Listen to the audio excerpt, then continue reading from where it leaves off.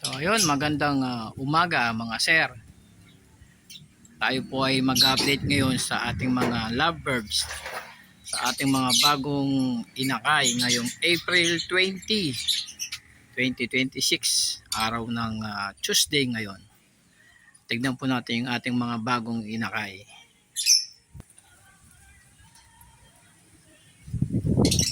Ito po ulit yung ating mga black chick.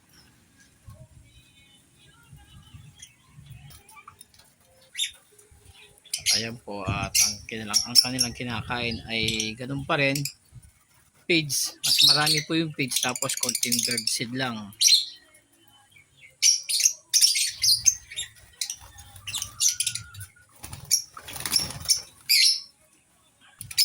So dito po, ito po yung ating mga possible red factor.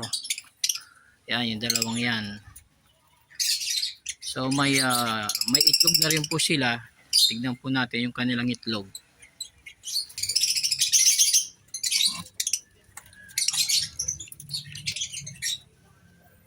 Ayan lang po ang problema. Masyadong makapal yung kanilang pugad. At hindi po natin makikita yung kanilang itlog. Pero meron pong 6 na itlog na yan. So siguro next time na lang pag napisa na, doon po natin yung titignan. Dito po meron tayong 4 na perasong inakay. Ayan, magkakapatid po yan. At saka itong isang to. So ang kanilang parents ay yellow face, at saka isang yung cock nila ay possible red factor na pale fallow with opaline.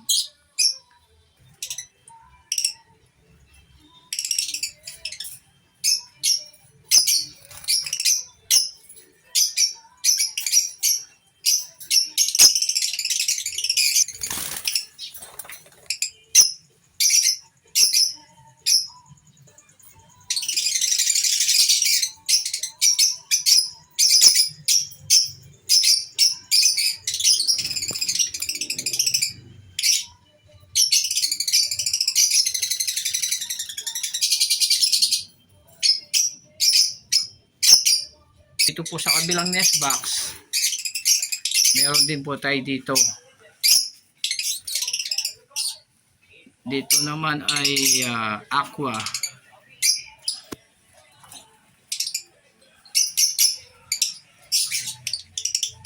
Dito po meron po tayong dalawang inakay dito. Ito po yung kanilang parents. Ayan po yung cock. At ito po yung kanilang dalawang anak. Ayan po yung hen. So sana maging aqua itong mga anak nila, pero mukhang may pag-asa sa aqua.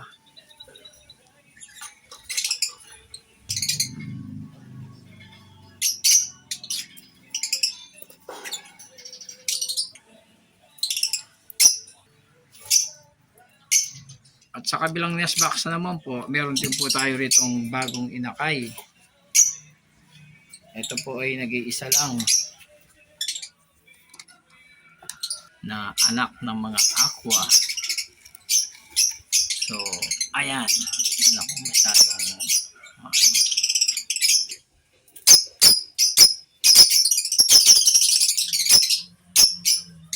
So, ito po ay isang buwan na rin. Nakachamba tayo ng isang aqua rito.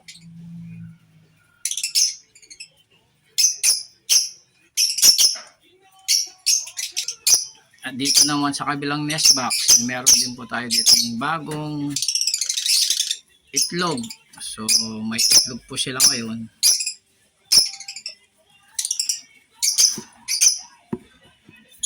So ayun. So ayan po yung parisa ng dalawang itlog.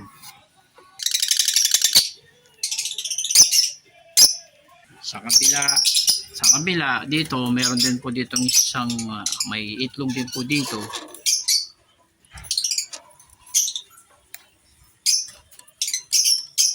Yan po ay foster parents lang yan. Ginagawa ko lang po siyang foster parents. Hindi ko tinutuloy yung kanyang mga itlog. Usually yung mga itlog ng mga aqua, nililipat ko sa kanya.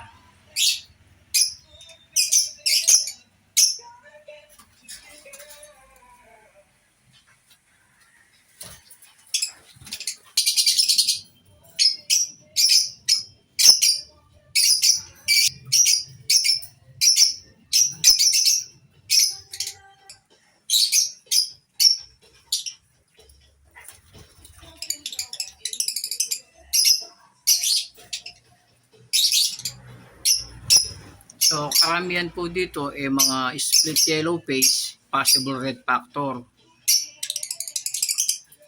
Halos kasi may red factor line po yung mga kak.